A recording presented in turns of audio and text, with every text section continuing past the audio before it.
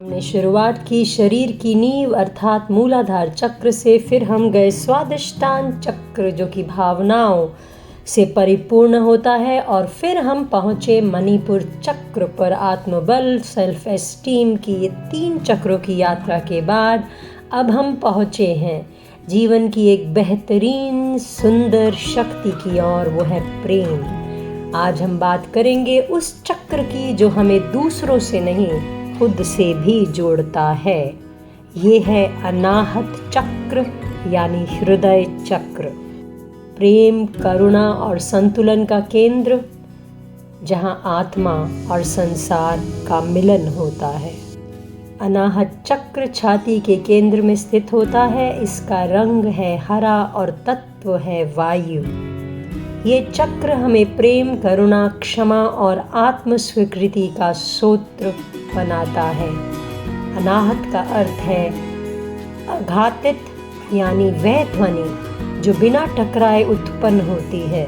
हम सब जानते हैं जब हम हाथों को टकराते हैं तभी ताली बजती है, और किसी भी 2 चीज़ों का टकराव ही ध्वनि पैदा करता है।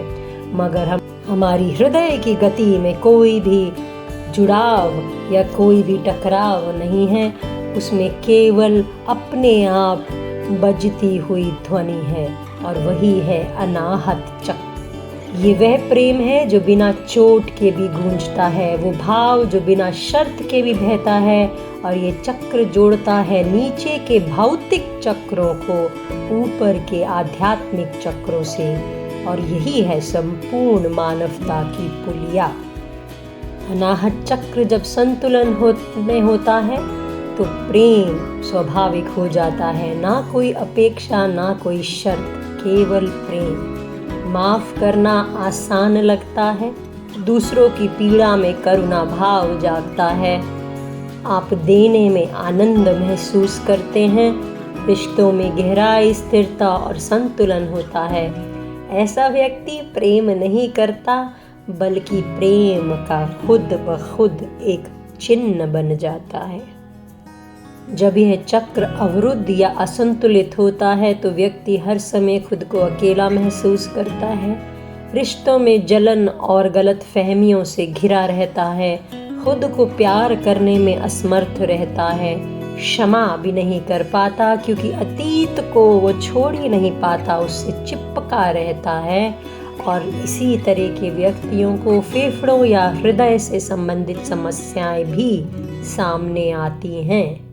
तो इसे संतुलित तो करना ही पड़ेगा। हृदय चक्र या अनाहत चक्र को संतुलित और जागृत करने के लिए कुछ उपाय किए जाने चाहिए। हमें यहाँ की नाड़ियों को खोलना है, एनर्जी का प्रवाह करना है। तो उष्ट्रासन, जिससे आपके हृदय की मांसपेशियां पूरी तरह खुलती हैं, और मत्स्यासन भी उसी का भाग है, और भुजंगासन को तो सर्व दोष विनाशिनी कहा ही जाता है क्योंकि उसमें पूरे ऊपर के शरीर का संचालन होता है।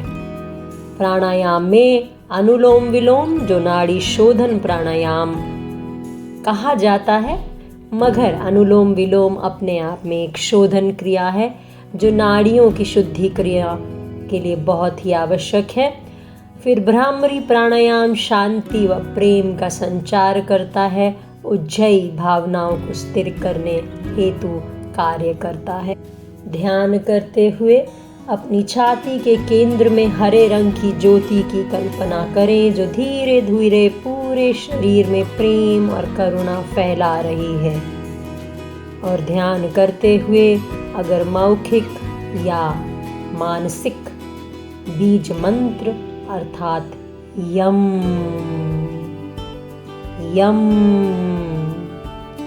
यम का भी जाप किया जा सकता है। इसका जाप करते समय मन को प्रेम, क्षमा और दया से भरने का प्रयास करें। आप यह भी अनुभव कर रहे हैं कि आप हरियाली से भरी धरती पर नंगे पांव चल रहे हैं, और आपका दिल खुल रहा है और प्रेम बह रहा है।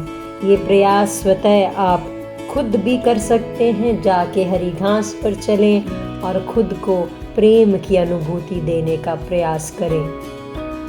छोटे छोटे अभ्यास भी अनाहत चक्र को खोलने में मददगार होते हैं। जैसे धन्यवाद दिल से कहने का प्रयास करें, कम से कम एक बार दिन में।